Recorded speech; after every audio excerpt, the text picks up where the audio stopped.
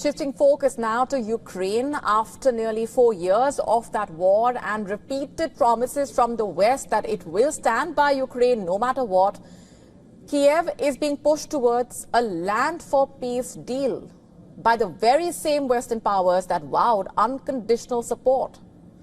In fact, talks between the US and Ukraine in Geneva have been called constructive, but the pressure is unmistakable. Washington has tabled a 28-point proposal that demands Ukraine surrender Crimea as well as the region of Donetsk and Luhansk and permanently abandon its NATO ambitions. What does it get in exchange? Peace and access to US funding to rebuild a shattered country. In fact, the US says this is the fastest route to ending the war. For Ukraine, this could be the biggest decision in its modern history, to say the least. It is one of its stated red lines. Remember, Kiev has been against ceding territory.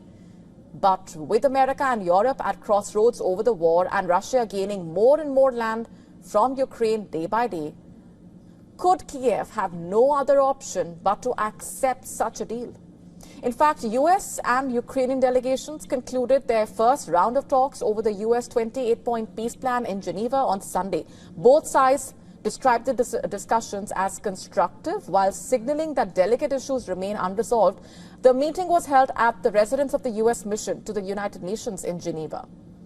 And in a joint statement released by the White House, the two sides said they had updated and refined a draft agreement and would continue consultations in the coming days while maintaining close communication with European partners. After the talks, the US Secretary of State had an optimistic tone. But I can tell you, I guess, that I feel very optimistic that we can get something done here because we made a tremendous amount of progress today. Oh, it was very positive. I'm telling you, today was the most productive day we have had. Well,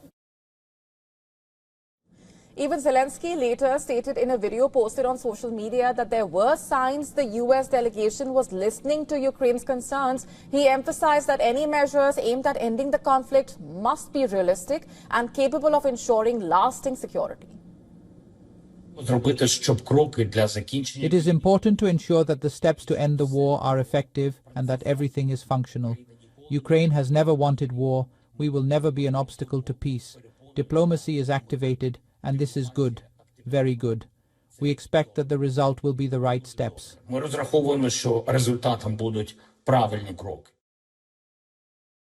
Meanwhile, discussions are underway regarding a potential visit by Zelensky to the US as soon as this week. According to Reuters, the goal would reportedly be for the two presidents to directly address the most sensitive elements of the plan, including territorial matters. No date has been confirmed for the possible trip as of now, reportedly. Remember, we've been telling you Trump's 28-point peace plan includes concessions of large amounts of land of Ukrainian land to Russia and a cap on the size of Ukraine's military as well. Along with giving up territory, the size of the Ukrainian army will be limited to 600,000 personnel. Ukraine will commit to not joining NATO and will enshrine that in its constitution.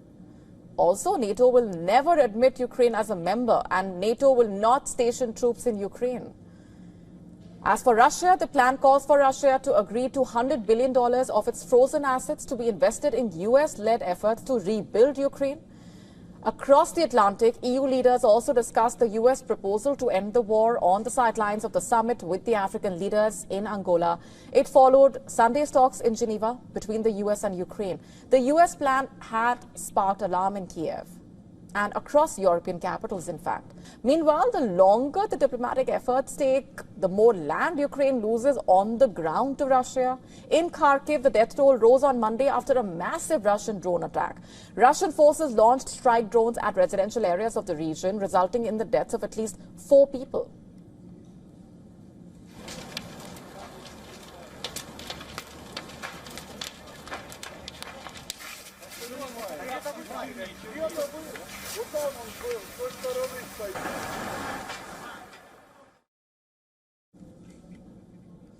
13 others also injured during the overnight attack, which damaged residential buildings and educational facility as well as power lines. Ukraine's Air Force says Russia fired a barrage of 162 strikes and decoy drones over the country last night. This attack on the frontline region of Kharkiv came after Russia claimed to have captured 3 more Ukrainian settlements on Sunday. In Pokrovsk, the Russian assault groups of the Second Army continue to strike the besieged Ukrainian forces in the Central District, the Miners District and the Western Industrial Area. As is evident, the war is showing no signs of slowing down, so the question is no longer simply how the war ends, but on whose terms really. Is Ukraine being given a choice, or is it an ultimatum? And if land is traded for peace, can peace truly follow? The Indian Navy has taken a major step in strengthening its coastal defense. The Navy formally commissioned INS Mahe, the first vessel of the indigenous Mahe-class anti-submarine warfare shallow watercraft.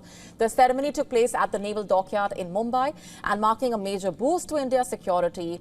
Vice Admiral Krishna Swaminathan hosted the event while the Army Chief presided over the commissioning. With this induction, the Navy expands its ability to track and neutralize underwater threats along India's littoral zones.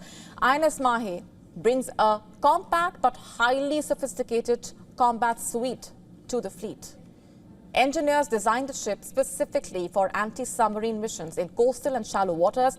The vessel carries advanced sensors, cutting-edge communication systems, and precision strike capabilities that allow the crew to detect, follow, and eliminate hostile subsurface platforms.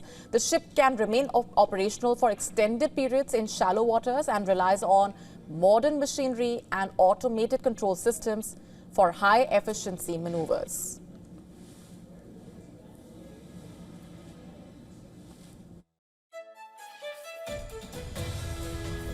Ship also features the Abhay sonar system along with torpedo and rocket-based weapons, low acoustic signatures, fully networked systems tailored for coastal security operations.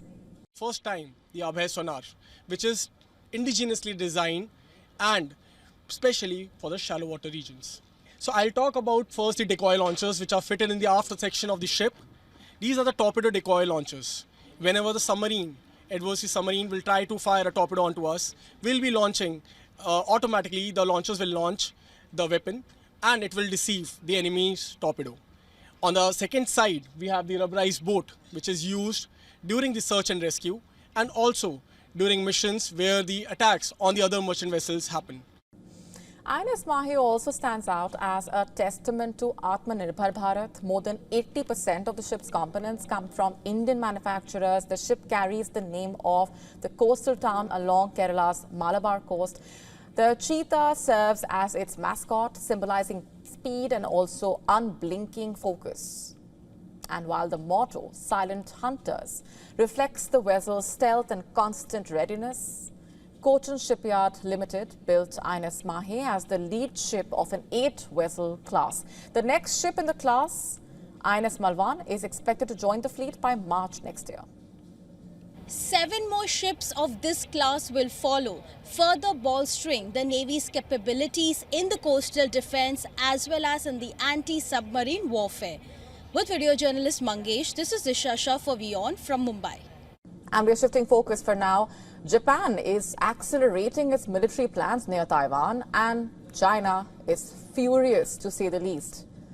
During a high-profile visit to a base on the island of Yonaguni, just 110 kilometers from Taiwan, Japan's defense minister announced that Japan will press ahead with plans to deploy medium-range surface-to-air missiles to the island, extending Japan's air defense reach 48 kilometers. Koizumi says the deployment is not about escalating ties or escalating tensions, beg your pardon, but preventing an attack. Listen to this. The medium-range surface-to-air guided missile unit, planned for deployment at Camp Yonaguni, is a force dedicated to protect the island's security. We believe its deployment will reduce the very possibility of armed attacks against our nation and do not consider the argument that it will heighten regional tensions to be accurate. We are steadily advancing preparations for deployment and intend to provide clear information to the local community once a specific deployment timeline becomes foreseeable. Now, this plan to station the medium-range surface-to-air missiles on Yonaguni comes as part of a broader military build-up on its southern island chain. And the moves also reflecting Tokyo's concerns about China's growing military power and the potential for a clash over Taiwan. In fact, Koizumi, who took over as defense minister last month itself, said that the ministry was still working on the plan and would share details with the local government and the people of Yonaguni when the details are finalized. Before arriving there, the minister visited bases on the islands of Ishigaki and Miyako. The Ishigaki base is equipped with anti-ship missiles, while Miyako is a hub for air surveillance and other military facilities, including ammunition storage. Japan and the United States also have major bases on the larger island of Okinawa, further to the east. Yonaguni, which is a popular tourist retreat, including for scuba divers, has itself become a frontline outpost. It houses a surveillance radar, and since 2024, an electronic warfare unit capable of jamming enemy communications and guidance systems. In fact, just weeks ago, the U.S. military tested logistics routes to move supplies from Okinawa to Yonaguni.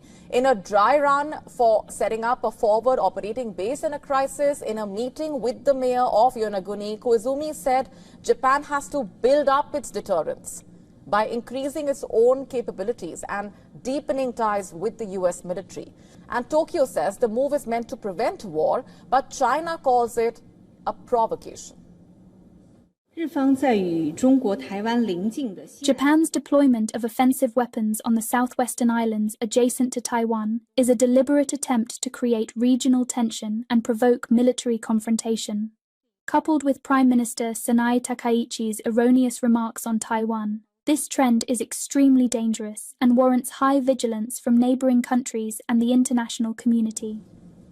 In 2022, when China responded to a visit to Taiwan by the then U.S. House Speaker Nancy Pelosi by launching major military drills around the island, ballistic missiles landed just south of Yonaguni, showing just how close the island really is to any conflict for control of Taiwan.